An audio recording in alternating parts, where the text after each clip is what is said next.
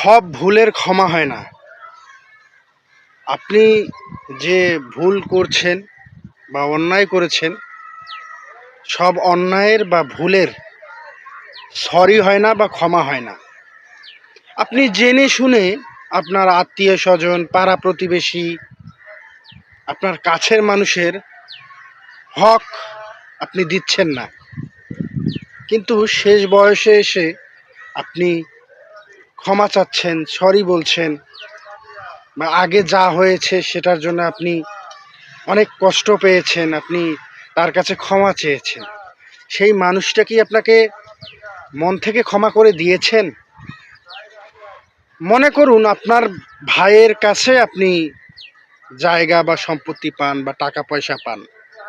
আপনার ভাই অনেক কষ্ট করে তার সন্তানদেরকে মানুষ করেছেন, তার সন্তানদেরকে কখনো কষ্ট বুঝতে দেয় নাই। আপনার ভাই দিন শেষে টাকা পয়সা সম্পত্তি আপনার কাছে পাওয়া সত্ত্বেও সে কষ্ট করেছে। আপনি পরিপূর্ণভাবে আপনার ভাইকে যেটা পায় সেটা দেননি।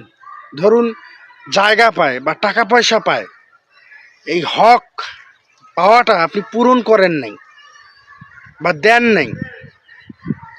শেষ বয়সে এসে আপনার ভাইকে আপনি বলছেন যে ভাই, আমি যা করেছি সব ভুল করেছি, এটার জন্য আমি ক্ষমা চেয়ে নিচ্ছি, বা তুমি আমাকে ক্ষমা করে দিও, বা এটার জন্য আমি সরি। আসলে কিছু কিছু বিষয়ে ক্ষমা বা সরি কখনো হয় না। আপনি আপনার ভাই যখন কষ্ট করতেছিল, ওই দুঃসময় আপনি পাশে থাকেন নাই, আপনার ভাইয়ের বা ভাইয়ের বাচ্চাদের পাশে থাকেন নাই, তাদের হক আদায় করেন নাই।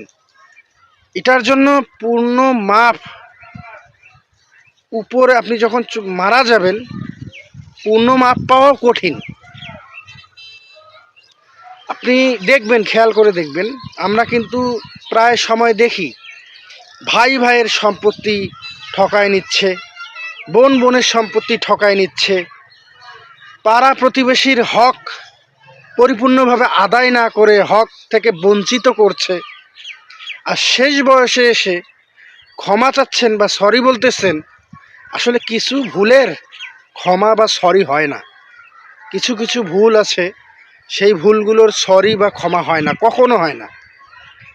মানুষের হক যেটা মানুষ পাবে, সেটা আপনার ভাই হতে পারে, আপনার বোন হতে পারে, আপনার বাবা মা, সে যে কেউ হতে পারে।